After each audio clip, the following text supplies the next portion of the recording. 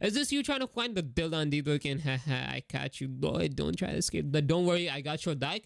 The build I'm going to show you is in my Discord in hashtag builds, and yeah, there is no verification and nothing of that sort. So you just join my Discord, which is in the description and in the pinned comments. But before you leave, I really want to show you guys this build, like showcase it.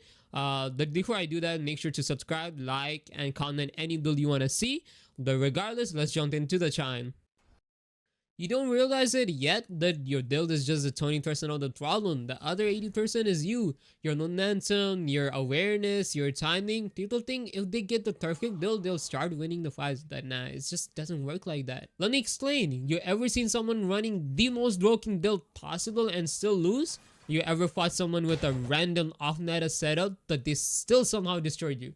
That's because mechanic, decision making, and adaptability matters way more than the talent or non-trial upgrades you have. Deepwoken is not like other RPG games where stack carries. It's a skill check every fight. You can copy the strongest build from the best player in the game, and you'll probably still lose if you do not know how to move correctly. Every parry, every dodge, every M1 matters. And the craziest part is the game is trying to actively punish you for thinking that your build is going to do all the work for you. You ever notice how sometimes you feel like your hits just won't connect, or how you get parried way more than you expect? I used to think the same. I used to think the game is screwing me over. Like, bro, how did that not hit? But then I realized it wasn't the game, it was me. Deepwoken fights aren't about trading parries. The rhythm and the pace matters way more in every fight.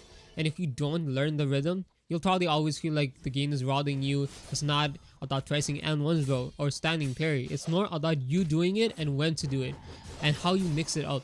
Whether you're actually reading your opponent or just reacting blindly. I always react blindly. I'm like, oh, he's doing rising flame, I'm just gonna press F. Like, it's not gonna work if I don't know what he's about to do. The moment I started focusing on that instead of blaming the game, then I actually started winning. You see someone rolling after every N1, that's a free punish. You see someone parrying on reaction every single time, bait them out, mix up your timing. For example, use Astral Wind and stuff like that. It's kind of like when you're in a parry trade, you ever just wait a second before throwing out an N1 and suddenly they parried way too early and you got a free hit on them. That's you reading them, not just auto-tilating. That's the difference between someone who is actually understanding the fight and someone who just copies a build and hoping it carries them. It just won't work like that. Also, I almost forgot the positioning. You ever fought near a ledge in the depths and you know deep down you shouldn't be there, but you stayed there anyway?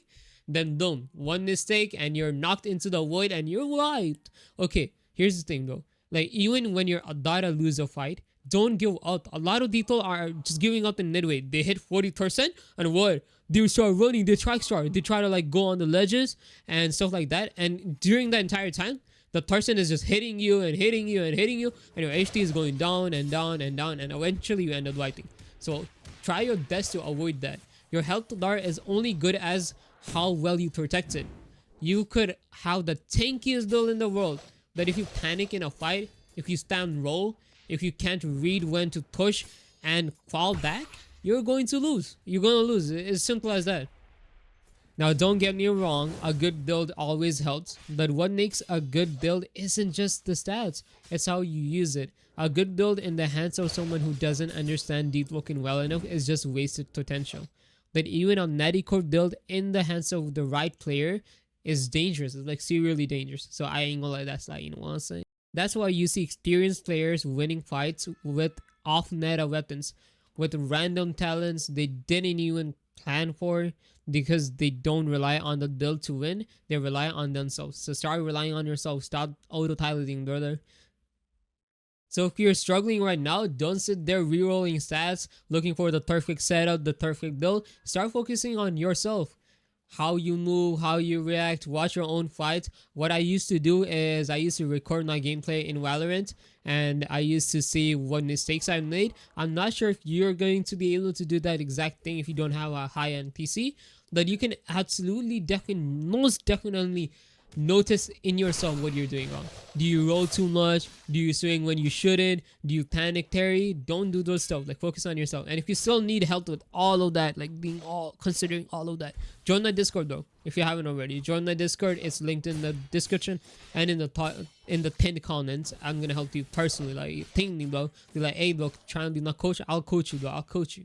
Don't worry about that. Deepwoken isn't a game about the right gear, the right build. It's again about mastery. The moment you understand that, you'll start blaming your build and start actually improving. And that's it. If you guys liked, subscribe. Subscribe, yeah, subscribe, yeah, subscribe. You haven't subscribed. I have seen you. You haven't subscribed. Leave a like, comment your favorite build of all times, and see you guys in the next video.